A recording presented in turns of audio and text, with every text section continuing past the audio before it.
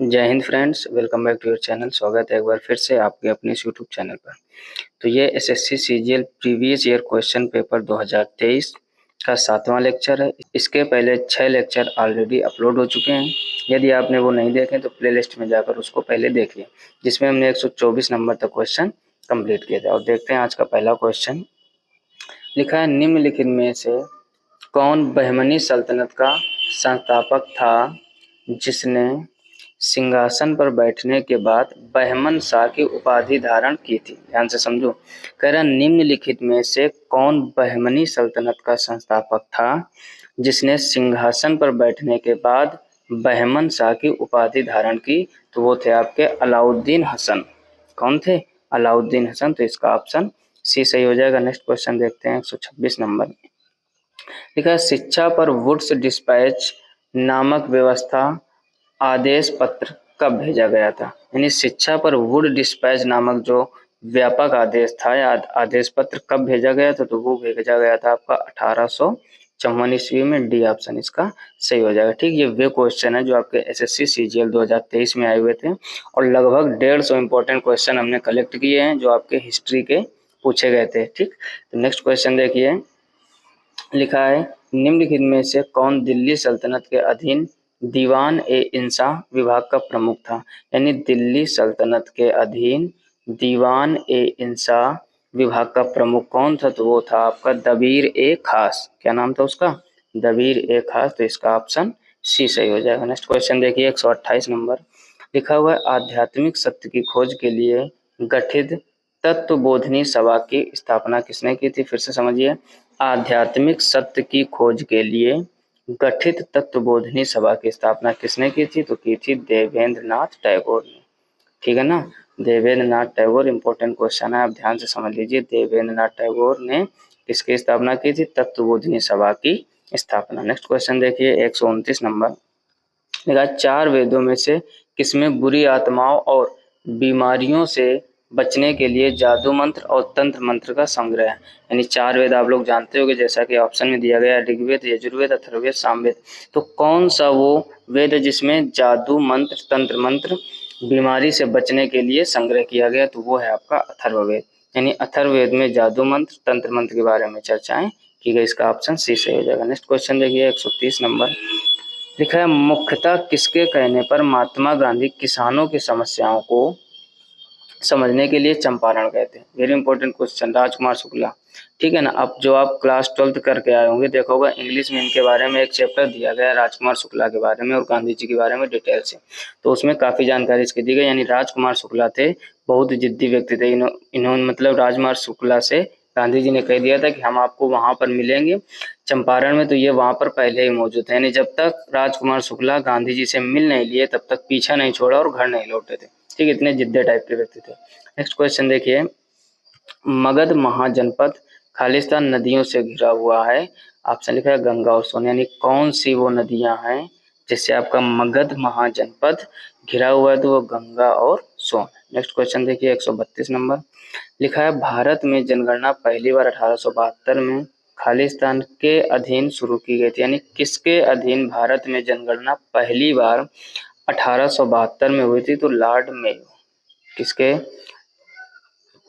अधीन हुई थी? लॉर्ड मेयो के। आप लोगों को पता होगा हर 10 वर्ष में भारत में जनगणना होती, जनसंख्या की जनगणना। ठीक, 2021 में लॉकडाउन की वजह से नहीं हो पाई थी, बाकी हर 10 वर्ष में भारत में एक जनगणना होती है। और सबसे पहली बार कब हुई थी? 1872 में। और किसके अधीन हुई थी? लॉर्ड मेयो के। नेक्स्ट क्वेश्चन देखिए, 133 नंबर।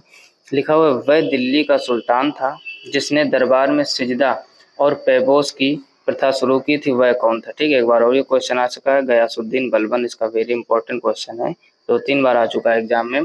कह रहा, वह दिल्ली का सुल्तान था जिसने दरबार में सिजदा और पैबोस की प्रथा शुरू की थी, वह कौन था? गयासुद्दीन बलबन। और ये कौन था दिल्ली का सुल्तान? तो ये हो गया आपके 133। चलते हैं 134 क्वेश्चन की ओर। ठीक, अगला क्वेश्चन क्या दिया गया है? फारसी में लिखी गई पुस्तक गिफ्ट टू मोनोथिस्ट के लेखक कौन है जिसमें अनेके स्वरवाद की निंदा की गई? यानी अनेके स्वरवाद की उसमें निंदा की गई। निंदा का मतलब बुराई।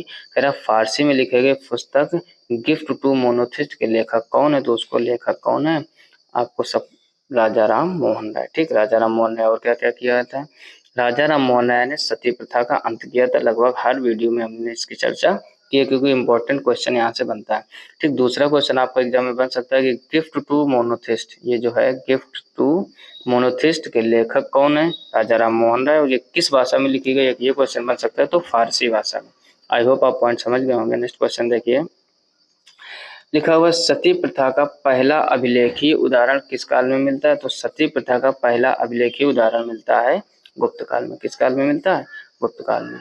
नेक्स्ट क्वेश्चन देखिए 136 नंबर, लिखा हुआ अलाउद्दीन खिलजी ने अपनी राजधानी किस नाम से बनवाई थी? यानी जो अलाउद्दीन खिलजी थे उन्होंने अपनी राजधानी किस नाम से बनवाई थी? तो उन्होंने बनवाई थी सीरी नाम से। इंपॉर्टेंट क्वेश्चन याद कर लीजिए, यानी सीरी नाम से अलाउद्दीन खिलजी ने अपनी पहली राजधानी बनवाई थी। नेक्स्ट क्वेश्चन देखिए, लिखा है बंगाल की दोहरी शासन व्यवस्था की नीति किस गवर्नर जनरल के दिमाग की उपज थी?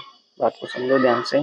कह रहा है बंगाल की दोहरे शासन व्यवस्था की नीति किस गवर्नर जनरल के दिमाग की उपस्थित, वो थे आपके लॉर्ड क्लाइव। इसका ऑप्शन कौन सा सही हो जाएगा? ऑप्शन नंबर 20 का सही जवाब है लॉर्ड क्लाइव। यानी बंगाल के दोहरे शासन व्यवस्था की नीति लॉर्ड क्लाइव गवर्नर जनरल दिमाग की उपस्थित। नेक्स्ट क्वेश्चन देखिए 138 नंबर, लिखा है 1942 में ब्रिटिश सरकार ने भारत में खालिस्तान मिशन भेजा था। ठीक, क्रिप्स मिशन भेजा था। कौन सा मिशन? इंपॉर्टेंट क्वेश्चन है, बहुत बार एमटीएस में भी आ चुका है, सीएचएसएल में भी आ चुका है कि 1942 में ब्रिटिश सरकार ने भारत में कौन सा मिशन भेजा था? तो क्रिप्स मिशन। कभी कभार घुमा कर पूछता है, कहता है ब्रिटिश सरकार ने क्रिप्स मिशन कब भेजा था? तब उसका आंसर सही हो जाएगा आपका 1942। तो रिवर्स क्वेश्चन भी बन सकता है, आप दोनों तरह से तैयार करके जाइए। नेक्स्ट क्वेश्चन देखिए 139 नंबर, लिखा निम्नलिखित में से किसने दिल्ली के सुल्तान बलबन के विरुद्ध विद्रोह किया और स्वयं को 1279 में बंगाल का स्वतंत्र शासक घोषित किया? तो वो थे आप थे तुगरिल बेग। ठीक, इंपॉर्टेंट क्वेश्चन है, फिर से सुन लीजिए। लिखा निम्नलिखित में से किसने दिल्ली के सुल्तान बलबन के विरुद्ध विद्रोह किया और स्वयं को 1279 में बंगाल का स्वतंत्र शासक घोषित किया? तो वे थे आप थे तुगरिल बेग। इंपॉर्टेंट क्वेश्चन हो जाएगा यहाँ से। नेक्स्ट क्वेश्चन देखिए 140 नंबर, लिखा है निम्नलिखित में से किस संगठन की स्थापना 1885 में हुई थी? 1885 में हुई थी भारतीय राष्ट्रीय कांग्रेस, इंडियन नेशनल कांग्रेस, जिसको शॉर्टकट में आईएनसी बोलते हैं। क्या बोलते हैं? INC, Indian national Congress. तो इसका कौन सा ऑप्शन सही हो जाएगा?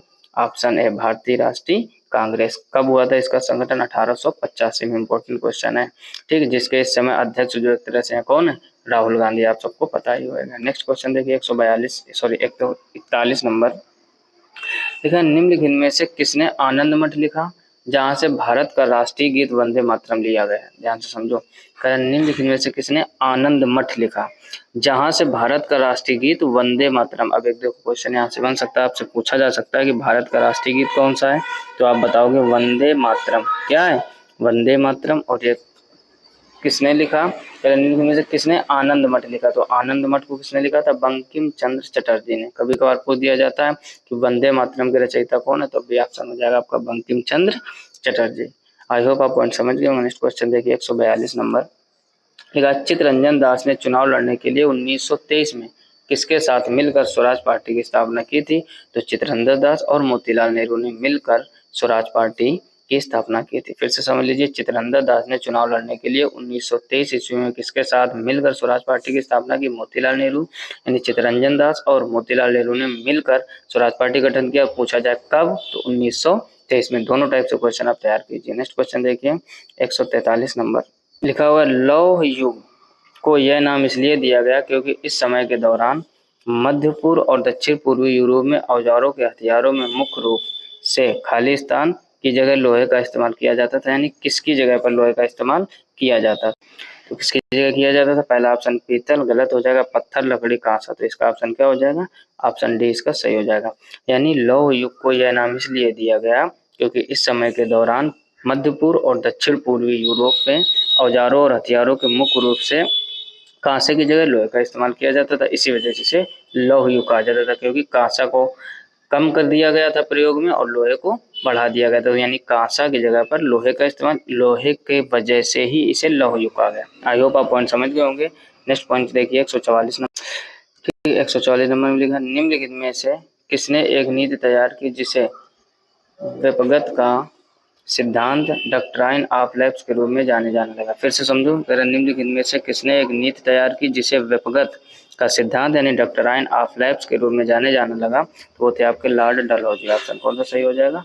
ऑप्शन सी इसका सही हो जाएगा, यानी लॉर्ड डलहौजी। नेक्स्ट क्वेश्चन देखिए 145 नंबर, लिखा हुआ निम्नलिखित में से किस शहर के कुव्वत अल इस्लाम मस्जिद स्थित है? यानी निम्नलिखित में से किस शहर में कुव्वत अल इस्लाम मस्जिद, ये इस्लाम आपके मस्जिद का नाम है कुव्वत अल इस्लाम मस्जिद, ठीक, काफी फेमस मस्जिद है। और ये कहाँ पर है? तो ये है आपकी दिल्ली में। इंपॉर्टेंट क्वेश्चन हो जाएगा, यहाँ से कई बार एग्जाम में आ चुका है, दिल्ली में, और सीजीएल 2023 में भी आया हुआ है। नेक्स्ट क्वेश्चन देखिए 146 नंबर, लिखा है मौर्य स्तंभ शीर्ष खालिस्तान में पाया गया था जिससे सिंह यानी शीर्ष लायन कैपिटल के नाम से जाना जाता है। फिर से समझिए, मौर्य स्तंभ शीर्ष खालिस्तान में पाया गया है था जिसे शीर्ष सिंह लायन कैपिटल के नाम से जाना जाता था, तो वो था आपका सारनाथ।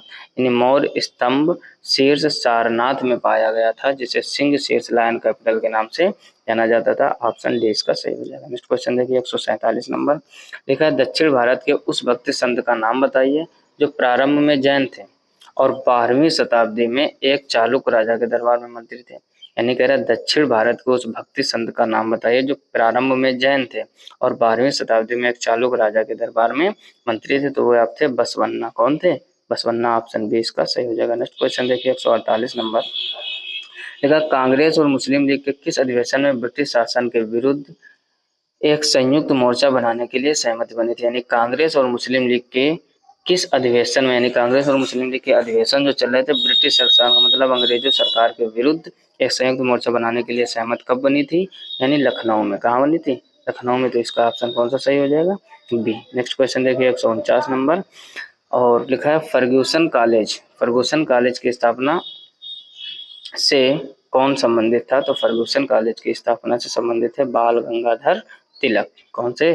बाल गंगाधर तिलक। ऑप्शन ए इसका सही हो जाएगा। नेक्स्ट क्वेश्चन देखिए 150 नंबर, और ये इसका लास्ट क्वेश्चन है। क्या लिखा है?